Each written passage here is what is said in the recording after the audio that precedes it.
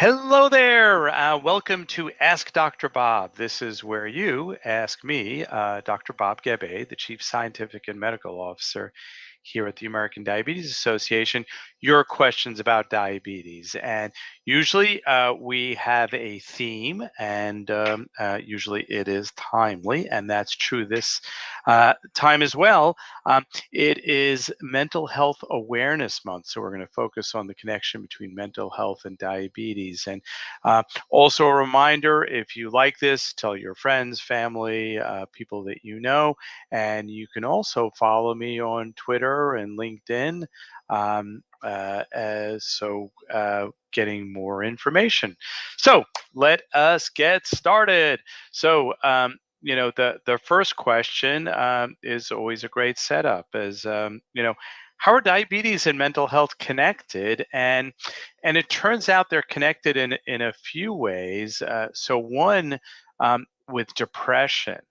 And interestingly, that connection goes both ways, in the sense that um, people with diabetes more likely to have depression, and people that have depression are more likely to have diabetes. And we'll talk about that more in a second. So one connection is really around depression and diabetes, but the other is this thing called diabetes distress.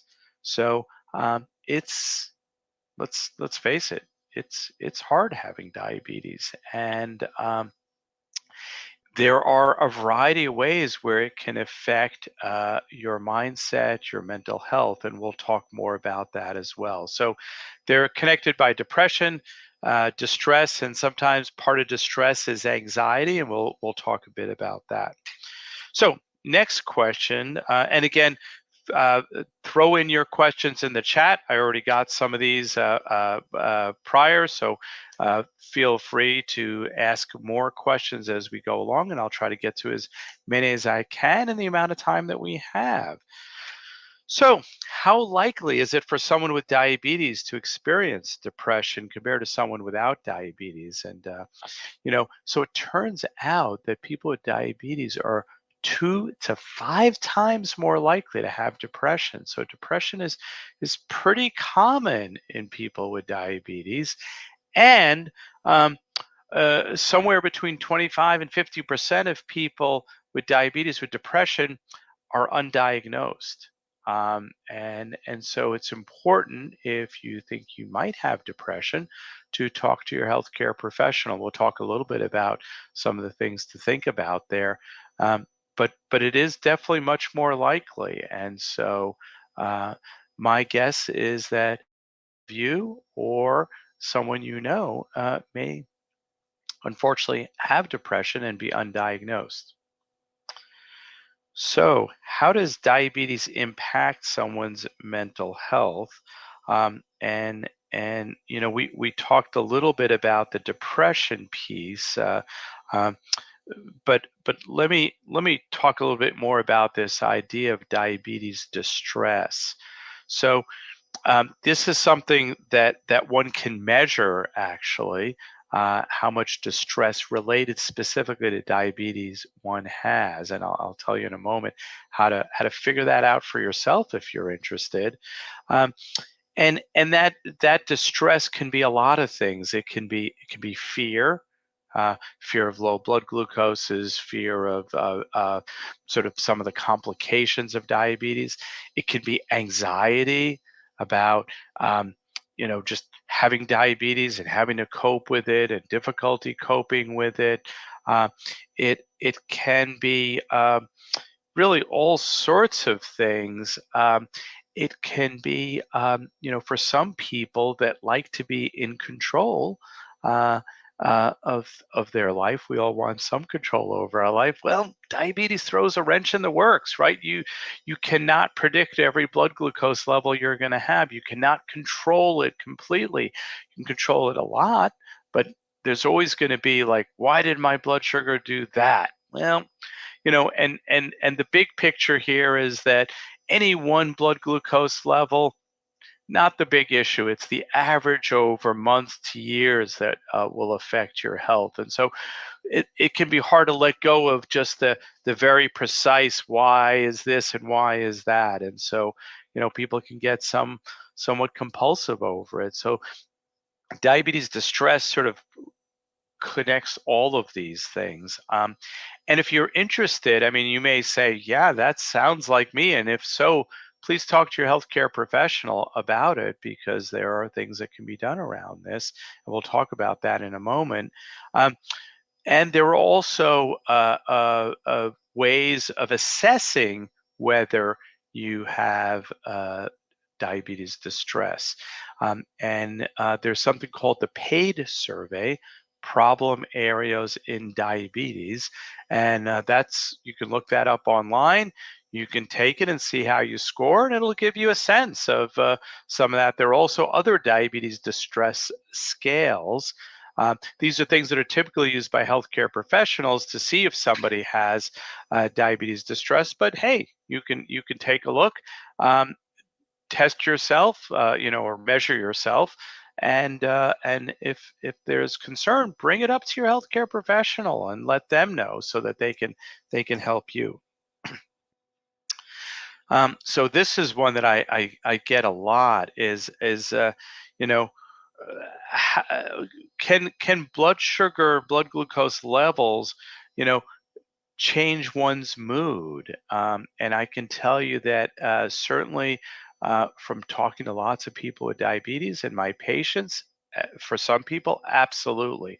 When their blood glucoses are high, they feel it. They feel all sorts of different feelings. It can be irritable. It can be just cloudy mentally, a variety of things.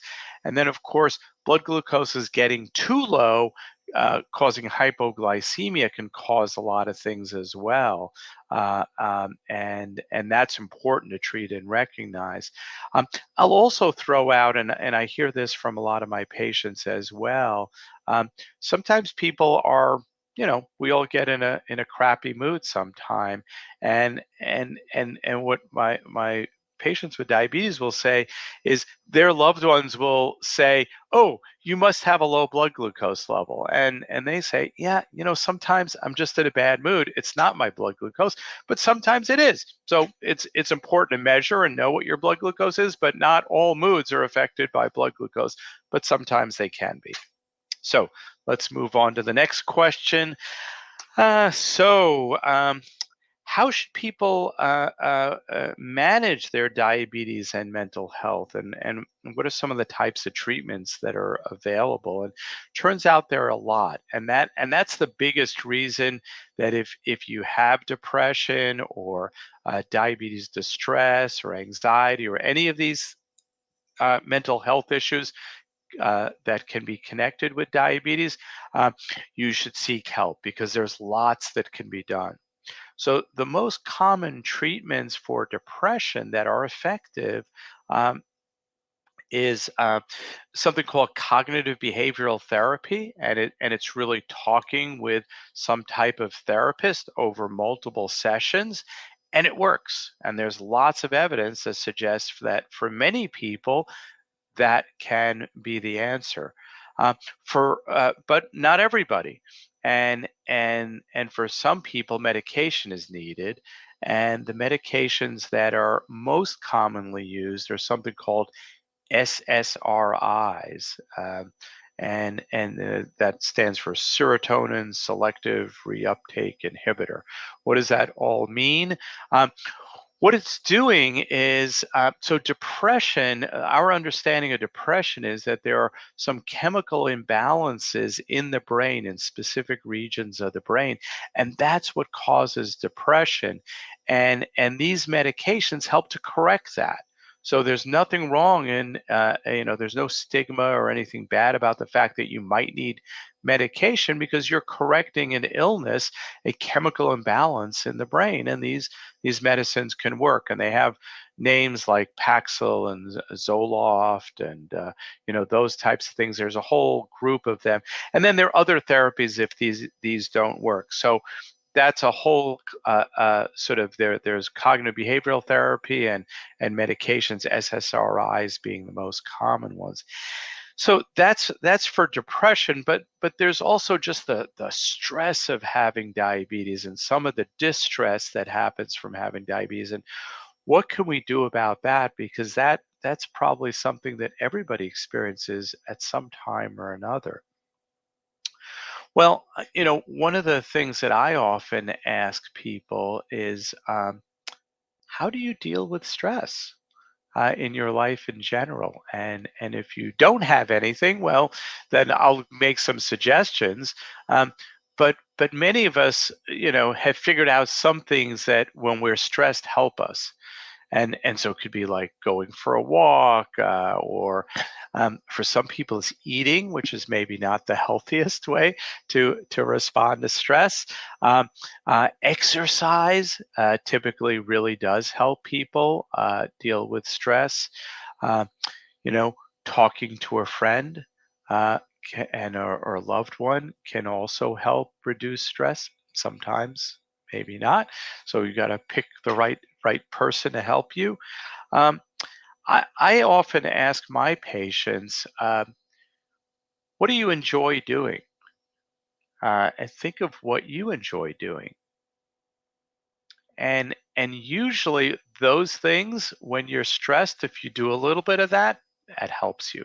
And so that can be another thing. And it's probably worth having a little list. I'm a big list person, so a little list of, here are the things I know I can do when I'm stressed, so that when you're in the moment and you're stressed, you've got some tools to use. Uh, and support is really helpful as well. What about anxiety? What are some of the things that one can do to deal with that? Because that anxiety is really common with diabetes, and one is that idea of you can't control everything, right? You're not going to control all of your blood glucose levels. There'll be occasional things that make no sense, and sadly, this is part of how it is. Um, and in the big picture, one set of glucose levels really don't matter. It's those glucose levels on average over months to years.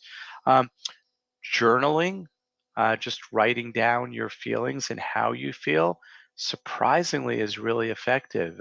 Even people that are angry, upset about something, just writing it down um, can be great. Even if you don't do anything with what you wrote down, it just sort of gets it off your chest. And of course, talking to a friend can be great. So all sort of tactics to consider. And then the next question is, what kind of resources exist? Well, first, if you think that you have, depression, or diabetes distress or anxiety, talk to your healthcare professional. One of the things we've been doing at the American Diabetes Association is to train mental health professionals around diabetes. So they understand mental health, but they don't often know a lot about diabetes. And so we've trained a number of these individuals around the country. And if you go to the ADA website, there's actually information on the website, a directory of mental health professionals that have been trained in diabetes. So they understand that connection.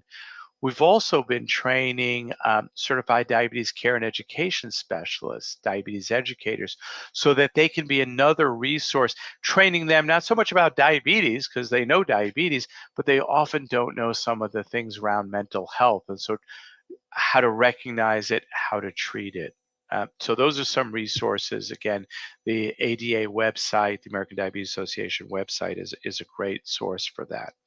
Um, and we're moving along quickly. We're getting near the end, and so when should someone contact a mental health professional? And I'm glad that somebody asked that, because that's really important.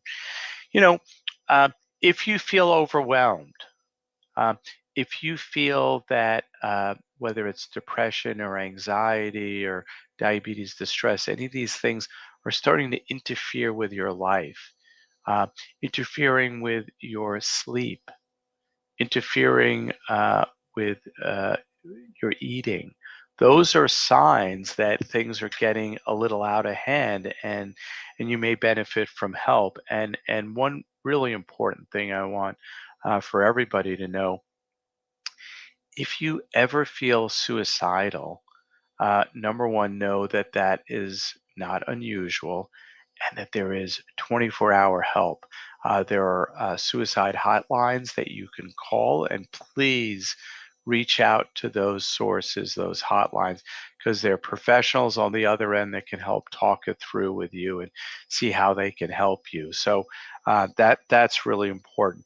And again, when you think that you're having issues around mental health, talking to your healthcare professional is really key. We advise healthcare professionals to screen for depression in all people with diabetes because it is so common. Um, but if they forget, yeah, hey, you can always remind them and say, I think I might be depressed, and they'll have ways of asking questions to be able to tell whether that really is an issue or not. Um, so let me see if we have any questions in addition to those that I've gone through. I think we've gotten them all. So this has been talking about Mental Health Month. We talked about a lot of things that diabetes and depression are interlinked and more common, that there's this idea of diabetes distress, that these can be screened for, that you should talk to your healthcare professional, that there are a bunch of different treatments for this, and that everybody gets stressed, and diabetes is stressful. And there are lots of tools to use, and thinking about it like making a list of, what makes me happy, what are the ways I can deal with stress, is a helpful thing to have in your back pocket when life throws things at you. And oh my God, I can't believe what a day. Be able to choose some healthier things versus maybe some unhealthy ways to deal with stress. And so with that, this has been Ask Dr. Bob by me, Dr. Bob Gabbay, the Chief Scientific and Medical Officer for the American Diabetes Association. You can find me at Dr. Bob Gabbay on Twitter, as well as on LinkedIn and Facebook. And please tell your friends and family about this program if you find it helpful. We're here every month covering a different topic. And until next month, be well.